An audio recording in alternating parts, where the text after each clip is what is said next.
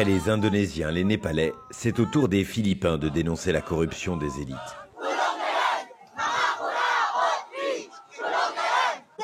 Mais cette fois, le scandale porte sur le réchauffement climatique. Des milliards d'euros destinés à la lutte contre les inondations ont été détournés. Cet été, des crues et de très fortes tempêtes ont fait beaucoup de dégâts aux Philippines. Comme le dénonce cette activiste qui s'est recouverte de boue pour illustrer le quotidien des victimes des inondations.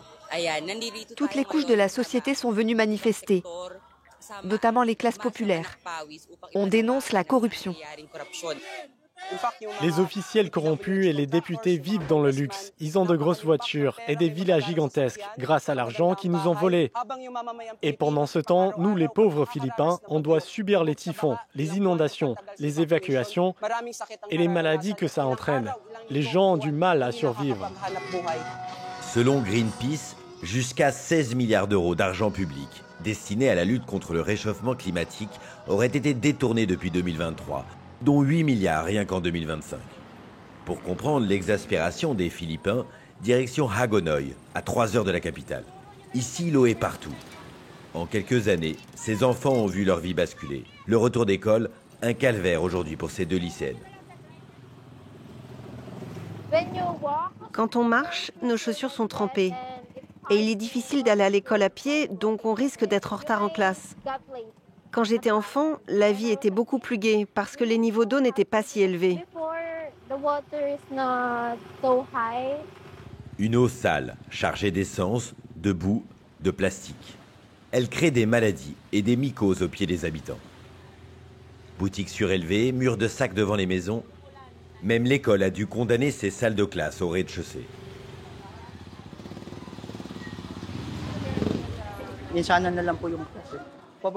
L'eau reste toujours à ce niveau-là.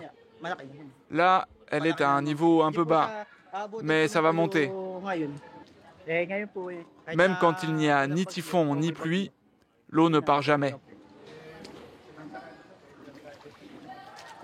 Un travail de Sisyphe qui n'arrête pas l'inarrêtable montée des eaux.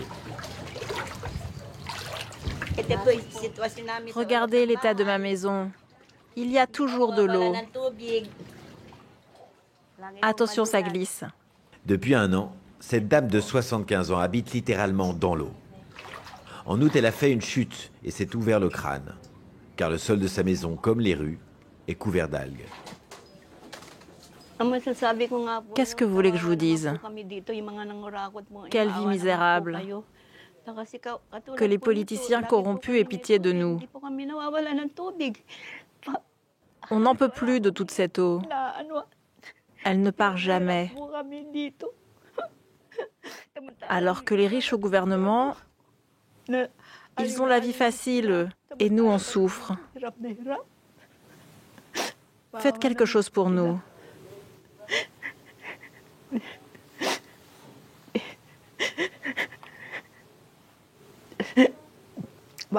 Franchement, je deviens folle.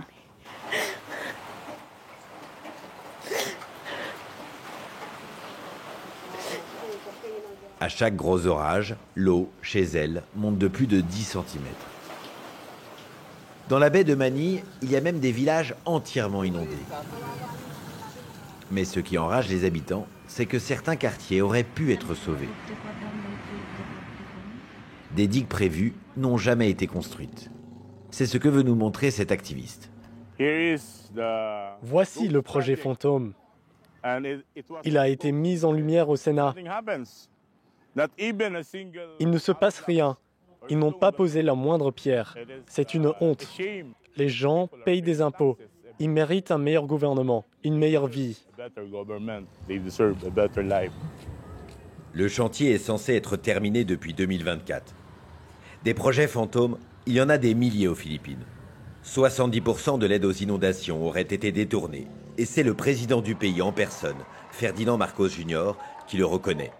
Un scandale qui pourrait se retourner contre lui.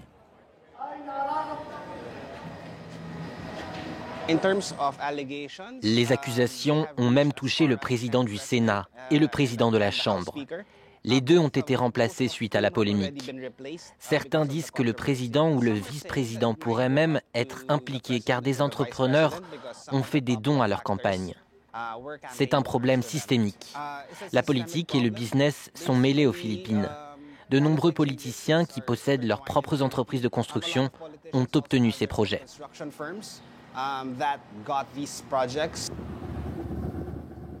Avec ses 7600 îles, la lutte contre les inondations et les typhons est vitale aux Philippines.